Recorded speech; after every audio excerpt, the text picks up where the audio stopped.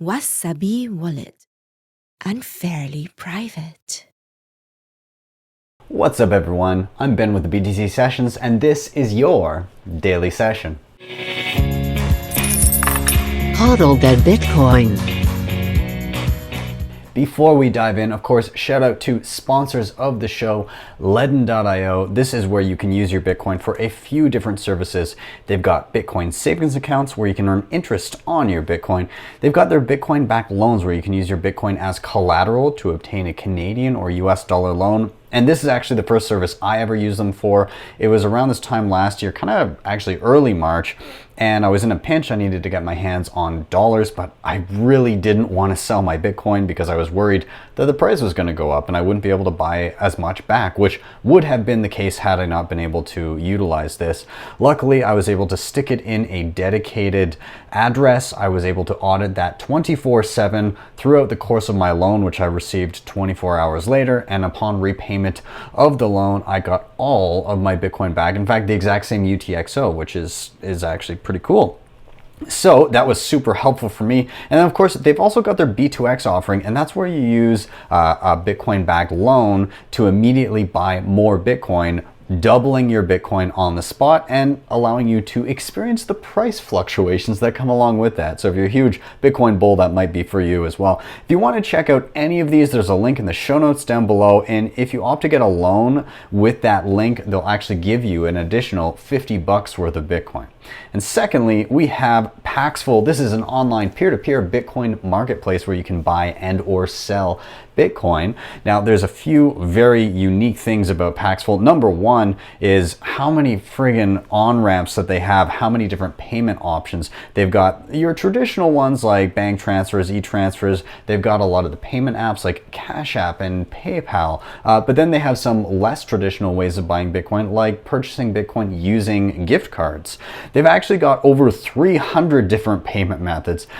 On the flip side of this, you can also become a merchant. You can make money buying and selling Bitcoin and profiting off the spread. They've got a killer affiliate program, and you can also buy super cheap, heavily discounted gift cards on the service. I've seen cards like Amazon and Walmart and Starbucks discounted by 20, 30, sometimes 40%. So pretty wild here. And finally, you can always check out their Built with Bitcoin initiative. This is where they're trying to build 100 schools entirely paid for with Bitcoin, which I think is an excellent goal. With that, let's dive into the news. So more craziness, of course, with the Fed. Global markets have been rebounding quite a bit, but largely due in part for what to do with what the Fed has been doing and how much money has been printed, more or less. So let's just kind of go through what the Fed is doing here. And yes, you read that right. The U.S. Central Bank is pumping $1 million per second at the moment. So over the last little bit, here are some of the measures that they've gone through. They've cut interest rates to zero through the same tactic that was used in the financial crisis of 2008. So more of the same there. It is buying unlimited amounts of government bonds and mortgage-backed securities. Mortgage-backed securities being the tranches of securities and mortgages all piled into nice little packages that were the cause of the financial crisis in 2008. This is the first time in history, it should be noted, that the Fed has pledged unlimited stimulus. It's printed billions before, but it has never said, hey, there's no limit to how much we're going to print. Now, it also announced that it would start buying municipal bonds, and for the first time ever, the Fed said it will purchase corporate bonds. And which is pretty wild, and we're going to get into some of the implications of that in a moment. But I did want to highlight a tweet here in this Bitcoinist article from, and I'm going to butcher the name here, Vis in Numeris. He said $1 million every second. That's how much the Federal Reserve is printing. Its balance sheet increased by 586 billion, 1 billion last week, to a record total of 5.24 trillion, which is 84 billion a day and 60 million printed per minute. Pretty wild. Now let's touch on the buybacks of the corporate bonds here. So I'm going to read an excerpt here. The central bank will finance so-called special purpose vehicles for each of its credit operations of buying government bonds, corporate bonds, commercial paper, etc.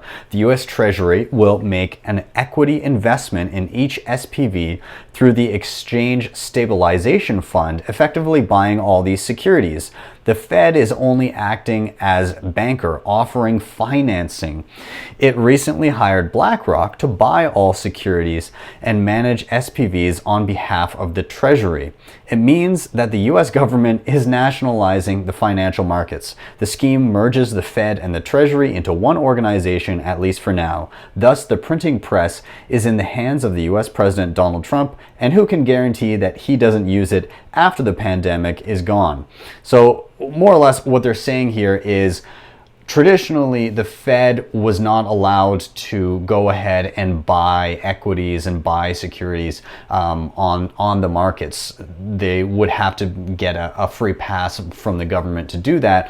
Well, it seems that the government is just kind of creating these loopholes so that the Fed can more or less do that.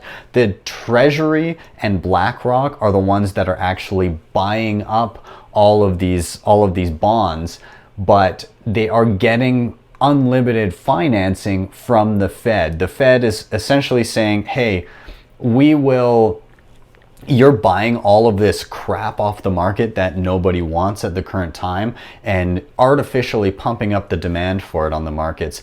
And now you've got these terrible assets sitting on your books that are essentially worth nothing because there's no liquidity. We will buy them from you. We will hold them and extend a loan for the difference and give you cash. And so where does that cash come from? Well, the Fed. They create it. So when people say, some people come out and they say that, oh, the Fed doesn't print money, it actually gets assets in exchange for the money that it creates. Yeah, but if the assets are totally worthless as is and nobody wants them, then yes, you are creating money out of nothing because there would not have been demand for them in the first place. And that's what we're seeing. And we're seeing pricing mechanisms completely break down because the Fed is skewing them completely out of reality. Anyways, moving on from the craziness with the Fed, Bitcoin exchanges, whether or not it's in response to this, we'll see, but I know myself, I'm more bullish on Bitcoin than ever given the state of the economy right now. But exchanges are seeing massive surge in new users, particularly for March, which is interesting. Kraken recorded an 83% rise in signups and a further 300 increase in intermediate verifications, or people that are quickly verifying, those who went through KYC process to be able to deposit fiat money instantly. Kraken's Bitcoin strategist Pierre Richard said that it might not be people bored in lockdown, it could be a move away from legacy financial systems. Now, I do love this quote of his. He says, with Western governments struggling to contain COVID-19 and forcing cities and nations into blanket quarantines, individuals feel an urgent need to get out of the centralized financial system. They can't go protest in the streets, so they protest with Bitcoin. And if anything, Bitcoin is a protest against the current financial system. It's just an open door to be able to step out of the craziness and into something that's a little bit more certain and doesn't hinge on the whims of a central bank that apparently will do anything.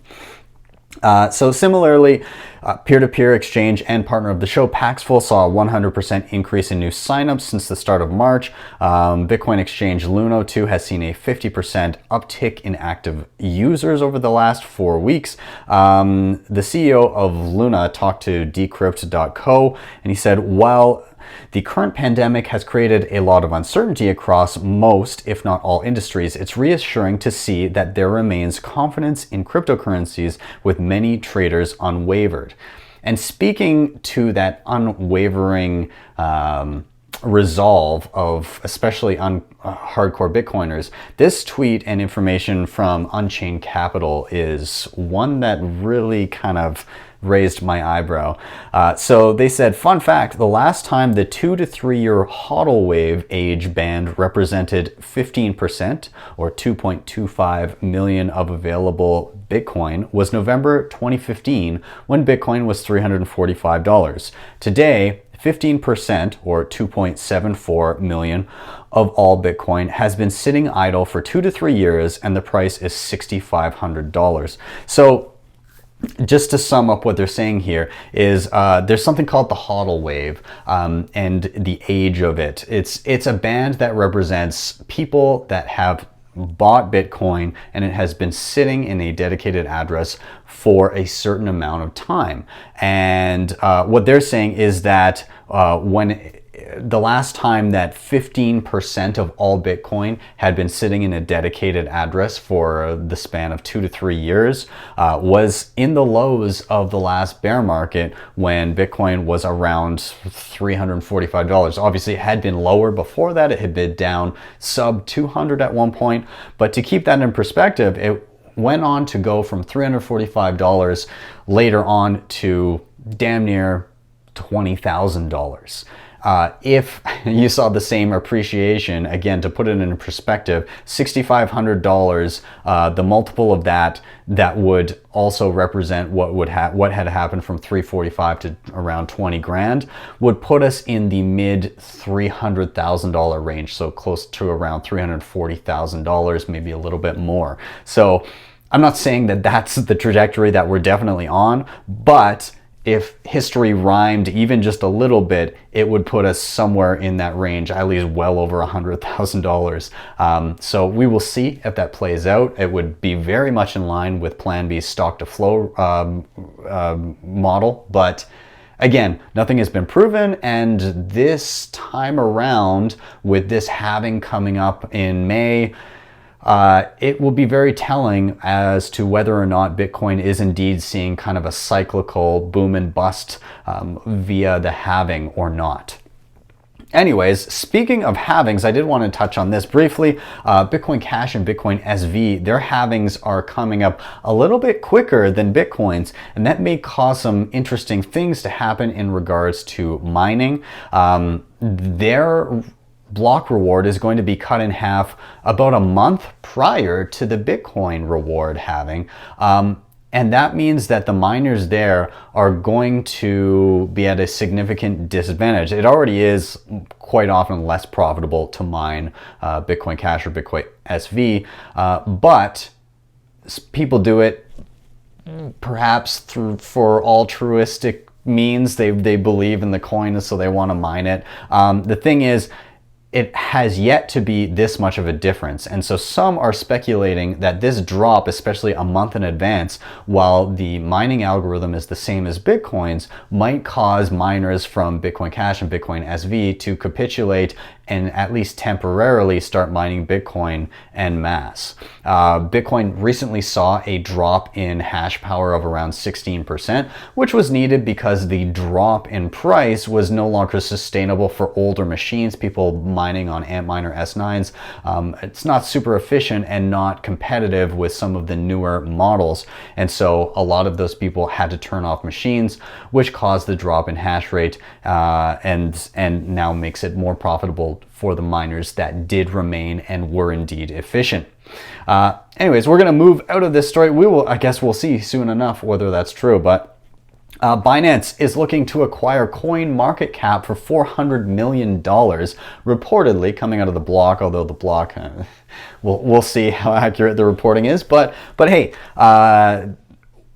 a lot of people were kind of irked by this. So those of you uncertain, CoinMarketCap, it is one of the most popular sources of crypto data in the industry, despite concerns that it features exchanges that are known for having high levels of wash trading. The site is visited 37 million users a month. So quite a lot of people go there to get data on Bitcoin, on other coins, on different exchanges, on volumes, all that kind of stuff.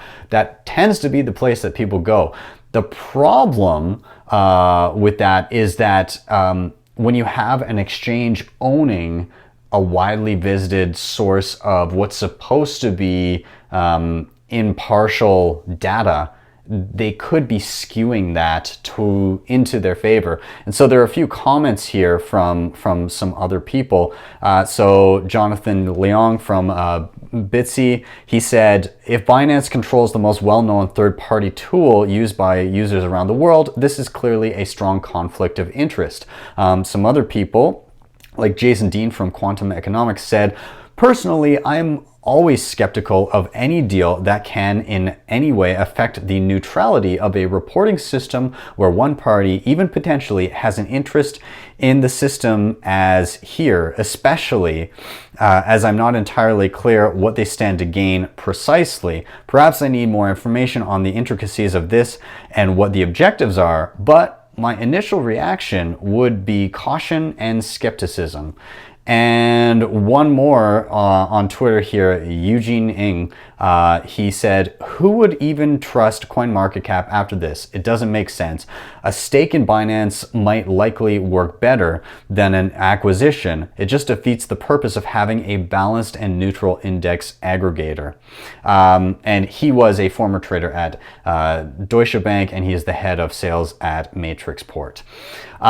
Yeah, and I mean, I've got to agree, having Binance control a central point where people for years have gone to get their information, as inaccurate as some aspects of it may be, means that they could indeed skew things, whether it just be the information there or whether it be the advertisements around other coins, other listings that they're going to add to their platform. It could very much skew the entire industry, and it would have been better for it to be, you know, a little less centralized in the hands of one player. But I guess I think as a net it's a negative, but I'm also not super concerned because I don't really care too much for the altcoins anyways. Moving on, Lightning Labs is pushing a digital authentication on the internet without passwords. And so what they're looking to do is create something called an LSAT. An LSAT is essentially a ticket/receipt that serves as an ID or credential for an online service.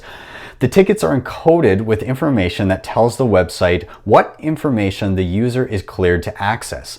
They are minted using a mix of the old and the new. So HTTPS has an error code embedded in it, the error code 402, which means payment required. But because the internet never really had a native payment mechanism, it wasn't widely used. It's also incorporating Bitcoin's Lightning Network, a secondary network for faster and cheaper payments, as I'm sure a lot of you know. The error code provides the basis for a paywall, while the Lightning Network provides the means of payment and the ticket, which is proof of authentication. Under the LSAT scheme, users could pay for a service and receive a receipt for purchase, which they can then use to prove their identity for future logins. No password or name required. It may be a useful service. Providers that expose and end useful for service providers that expose and end API to the user for certain services like renting storage and disk space or access rights to data indices. So you could potentially, let's say you had a Spotify membership, you could pay for that and then receive more or less a token that represents that membership, and then show that token without having to identify yourself in any way, shape, or form every time you log on. You could do the same thing for things like micropayments for reading articles and subscription services, anything like that. Yeah, it could be very, very useful, and it could represent a very noted change in the way that the internet works moving forward if it takes hold, but time will tell. And I wanted to touch on one other thing here. So Vitalik from Ethereum tweeted this out. I found it interesting, but I wanted to touch on this because I was interested in the responses to it. So Vitalik said, if we're being more open-minded about accepting new weird ideas, can I suggest anti-aging research? Aging is a humanitarian disaster that kills as many people as World War II every 2 years, and even before killing, debilitates people and burdens social systems and families. Let's end it. And so I was intrigued because I saw a lot of people responding to that very, very negatively. And I was kind of surprised. The reason I was surprised is I don't echo that sentiment. And so what I asked was, would you live forever if you could? And I just made a little poll on Twitter. It's still going. There's about 16 hours left in it. But so far, the response is yes, 31.5%, no, 21%, not forever, but longer, 42.6%, and then around 5% just wanted to see the results. And then I also got a lot of responses to that poll in regards to very religious responses, I would say.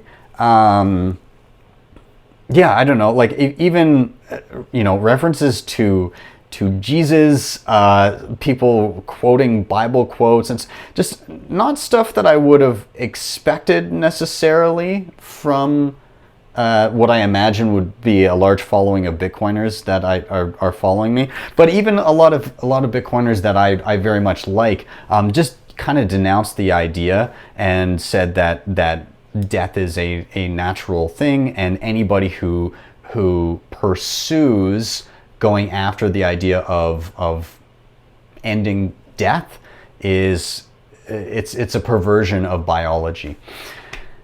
So I don't agree with that take, but I wanted to ask a little bit more. So I retweeted the poll and I said, follow up to this question for any that did not answer yes. If medical technology got to a point where it, on average, allowed continued healthy living faster than the body deteriorated, essentially an indefinite lifespan, at what point would you throw in the towel? Because a lot of people, as I said, some people answered yes, they would live forever. Other people answered no, and that's, the two very definite answers. But for the people that said, I wouldn't live forever, but I'd like to extend my life for a certain amount of time. Again, at what point, if technology allowed for an indefinite lifespan, would you say, okay, enough's enough? And I guess it's up to each individual person, but for myself, what I'm looking at is technology and medicine has already done a lot for extending the human lifespan.